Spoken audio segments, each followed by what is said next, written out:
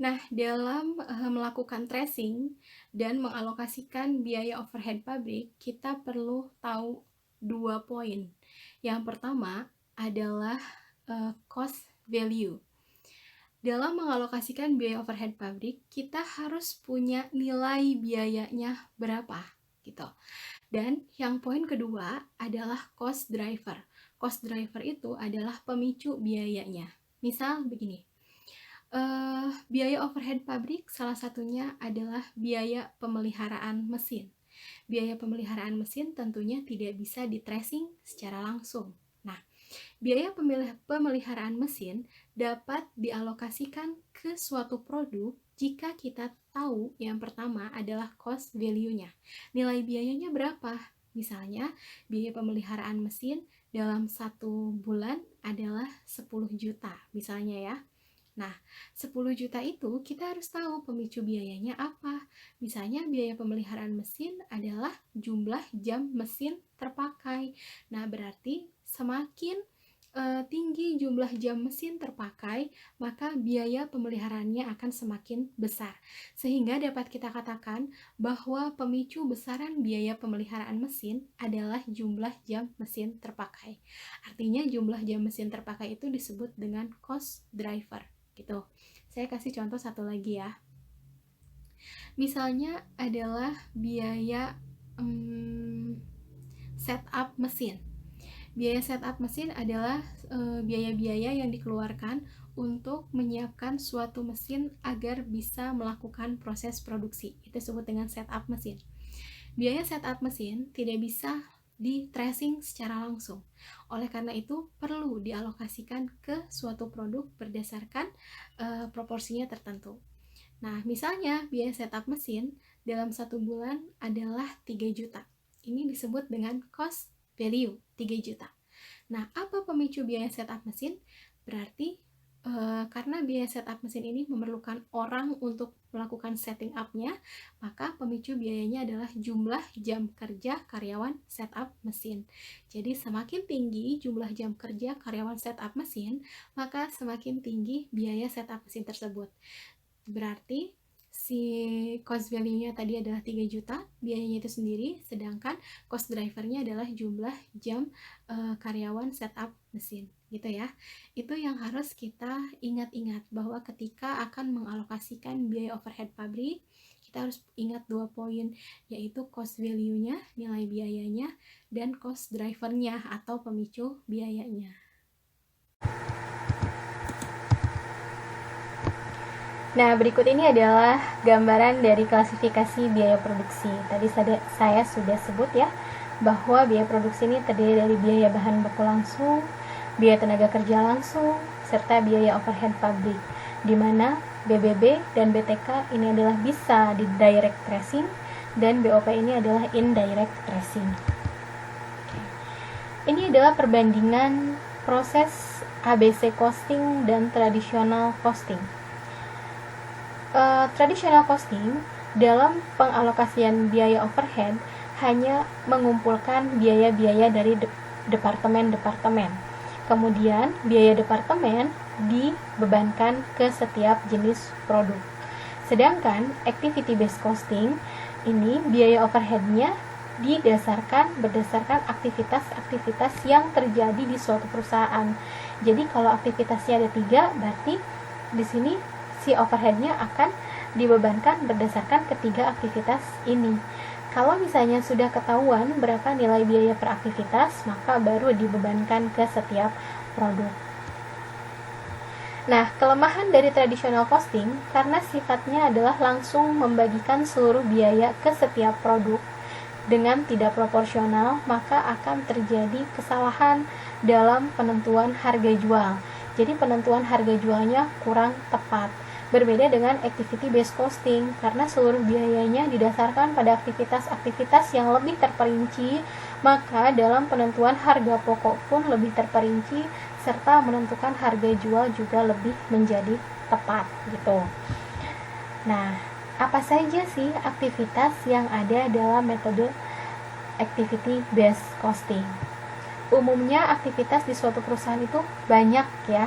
tapi akan kita kelompokkan setiap aktivitas ke dalam 4 jenis kelompok. Yang pertama adalah unit level activities, yang kedua adalah product level activities, dan yang ketiga adalah batch level activities, serta yang terakhir adalah facility level activities. Semua aktivitas-aktivitas ini akan saya bahas dalam ilustrasi soal. Berikut adalah simulasi soal dalam materi activity based costing. Uterman shirt memiliki dua lini produk, yaitu dress shirt dan casual shirt. Biaya overhead yang dianggarkan sebesar $5.730 dengan memproduksi 680.000 pieces dress dan 120.000 pieces casual selama tahun 2003. Setiap tipe shirt membutuhkan jumlah bahan baku yang sama, yaitu 8,20. Ini adalah nilai biaya bahan baku. Dan jumlah jam tenaga kerja langsung yang sama, yaitu 6,80 per baju. Harga jual untuk setiap tipe shirt adalah $31. Selama ini, Uterman menggunakan pembebanan biaya overhead secara tradisional. Bob, sebagai Presiden Direktur Uterman, merasa bahwa perhitungan biaya untuk biaya overhead seharusnya dialokasikan dengan jumlah biaya yang tidak sama kepada setiap lini produk. Kemudian Bob mengangkat Rebecca Lynn untuk menelusuri biaya overhead. Nah, ia telah mengidentifikasi aktivitas-aktivitas yang penting untuk memproduksi shirt dan mengklasifikasikannya ke dalam 4 aktivitas pusat biaya. Dalam simulasi soal ini, kita ulang lagi ya, apa saja biaya yang diketahui. Yang pertama adalah biaya overhead, ini yang tidak bisa ditelusuri secara langsung, yaitu $5.730. Adapun jumlah produksi adalah 680 pieces untuk dress dan 680.000 pieces untuk dress dan 120.000 pieces untuk casual. Kemudian, biaya bahan baku kedua produk ini sama, yaitu $8,20 per produk. Pun dengan jam tenaga kerja langsung adalah 6,8 per produk. Harga jual juga sama, yaitu $31 per produk. Nah, bagaimana perhitungan secara tradisional? Kita lihat ya. Nah, ini adalah perhitungan secara tradisional.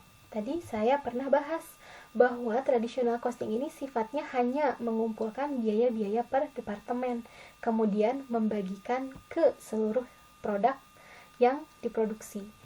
Di sini sudah jelas ya, biaya bahan baku 8,20, biaya tenaga kerja 6,80, ini sudah diketahui dari soal. Biaya overhead ini dari total biaya overhead dibagi unit produksi, yaitu 800.000 pieces. Dari 680.000 ditambah 120.000 sehingga diperoleh $7,16. Sehingga total biaya produksi per produk adalah 22,16 dan harga jual adalah 31. Dengan traditional costing, perhitungan ini memperoleh nilai laba masing-masing $8,84. Ini menggunakan traditional costing. Nah, kalau kita analisis lebih jauh pada kasus Uterman, kita bisa melihat ya bahwa biaya overhead pabrik terdiri dari $5.730 dan dibagikan secara merata ke 800.000 pieces produk, di mana 800.000 pieces produk ini terdiri dari dress dan casual. Nah, traditional costing ini dikatakan bahwa memungkinkan terjadinya distorsi atau penyimpangan atau kesalahan dalam penentuan harga pokok produksi dan penentuan harga jual.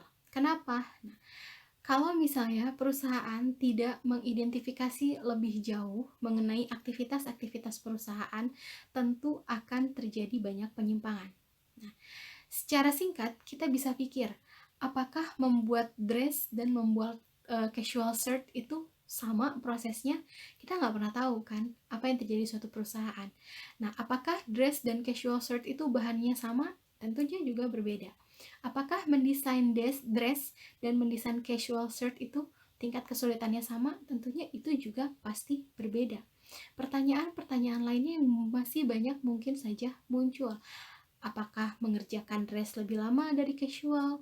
Kemudian apakah tingkat tingkat kesulitan, intinya apakah tingkat kesulitan membuat dress itu akan sama dengan casual?